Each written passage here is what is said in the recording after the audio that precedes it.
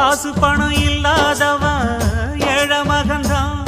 அவன் காட்டோரமா ரோட்டோரமா படுத்து தூங்குறான். சொத்து சொகம் உள்ளவனோ செல்வ மகன்தான்.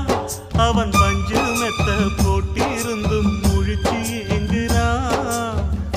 எது மற்ற பேர்களுக்கு ஏது கவலை, 4 காசு வச்சிருந்தா 100 கவலை. இங்கு ஆசை வச்ச நெஞ்சுக்கெல்லாம் அமைதி இல்லையே. என்ன வேலை அது என்ன வேலை?